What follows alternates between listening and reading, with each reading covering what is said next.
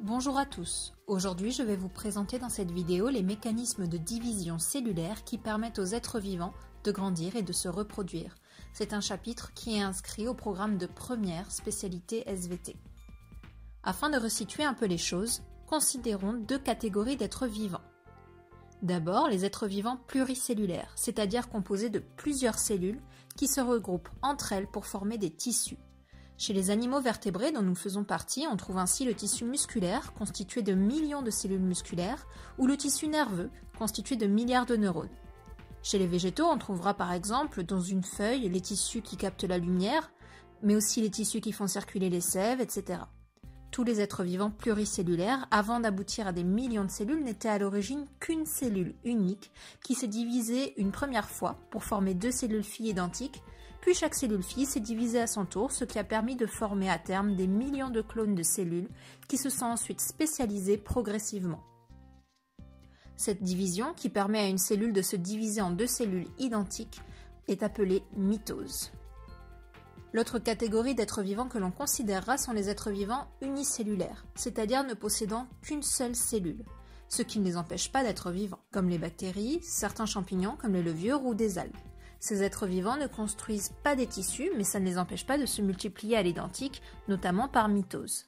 Finalement, la mitose permet à une cellule de s'auto-reproduire. C'est un mode de reproduction dit asexué, c'est-à-dire qui ne résulte pas de la rencontre de deux cellules sexuelles, comme vous avez pu le voir au collège. Ce mode de reproduction, dit reproduction sexuée, consiste donc à fusionner une cellule sexuelle, ou gamète, mâle, avec un gamète femelle pour former un nouvel organisme. L'individu obtenu n'est pas un clone, car il est le mélange de ses parents.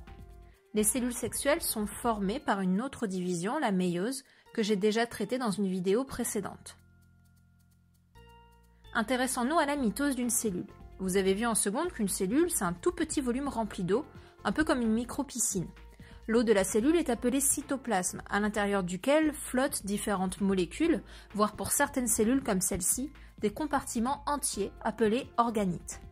Chez les cellules à organites, on en retrouve un très gros, rond, qui renferme l'ADN dans la cellule, c'est le noyau.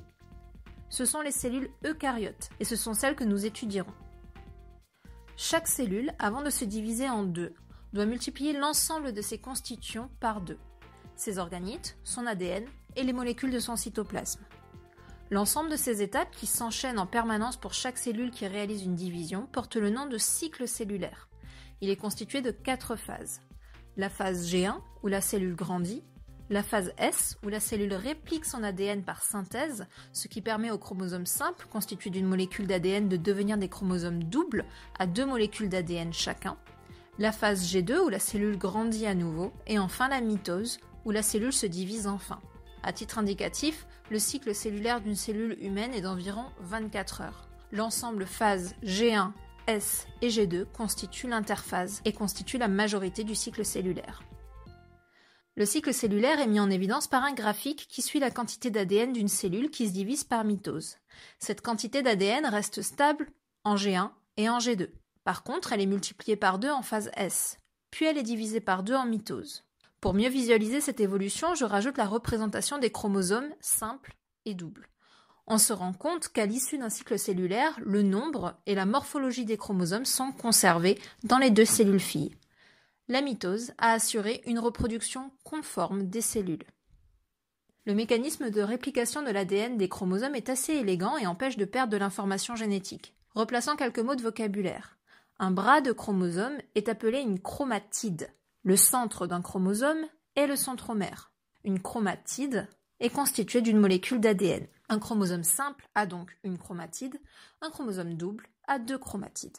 Premièrement, lors de la réplication, les 2 brins parents, complémentaires de la molécule d'ADN, sont écartés l'un de l'autre. L'information de chaque brin est alors répliquée à partir de nouvelles bases fixées par des enzymes, les ADN polymérases. Les ADN polymérases se déplacent le long des brins parents et recopient l'information de façon complémentaire, c'est-à-dire qu'elles positionnent en face d'une base A une base T et en face d'une base G une base C. Au final, chaque chromatide du chromosome va donc comprendre un brin d'ADN parent qui a été conservé pour être recopié et un brin d'ADN nouveau issu du recopiage. Cette réplication, très efficace, est dite semi-conservative. Les chromosomes ainsi dupliqués sont prêts à être divisés en deux. Étudions à présent la mécanique de cette division par étapes chez une cellule eucaryote. Au début de la mitose, l'ADN, initialement décondensé en pelote, se compacte progressivement sous forme de chromosomes et le noyau disparaît petit à petit. Ces deux phénomènes vont faciliter la séparation équitable du matériel génétique. C'est quand même plus facile de diviser des chromosomes qu'une molécule décondensée. Cette première phase est la prophase. Les chromosomes sont doubles. Ils possèdent deux informations génétiques vu qu'ils sont issus de la phase de réplication. Il va donc falloir couper les chromatides en deux pour les répartir dans chaque cellule fille. Lors d'une deuxième étape, les chromosomes vont alors s'accrocher à un fuseau de protéines qui les positionne sur le plan équatorial, c'est-à-dire au centre de la cellule. C'est l'étape de métaphase, méta qui veut dire milieu, donc milieu de la cellule. Tous les centromères sont parfaitement alignés avec une chromatide de chaque côté. Dans une troisième étape, le fuseau va alors tracter chaque chromatide de tous les chromosomes en sens inverse, ce qui va les séparer et les faire migrer vers les extrémités opposées de la cellule. C'est l'anaphase. Pendant cette étape, les organites vont également se répartir à 50-50 entre les deux futures cellules filles. Enfin, les deux cellules se divisent et s'individualisent. Un noyau réapparaît autour de l'ensemble des chromosomes de chaque cellule fille. C'est la télophase. Les chromosomes se décondensent petit à petit et reprennent leur aspect de fil débobiné. Voici comment une cellule unique, après avoir multiplié par 2 son cytoplasme, ses organites et son ADN, peut donner deux cellules filles identiques qui, en se multipliant et en se divisant à nouveau, pourront donner à terme des tissus constitués de millions de cellules assurant les mêmes fonctions. Si cette vidéo vous a plu et que vous l'avez trouvée assez claire, n'hésitez pas à vous abonner à ma chaîne. D'autres vidéos suivront concernant le programme de première spécialité. À bientôt!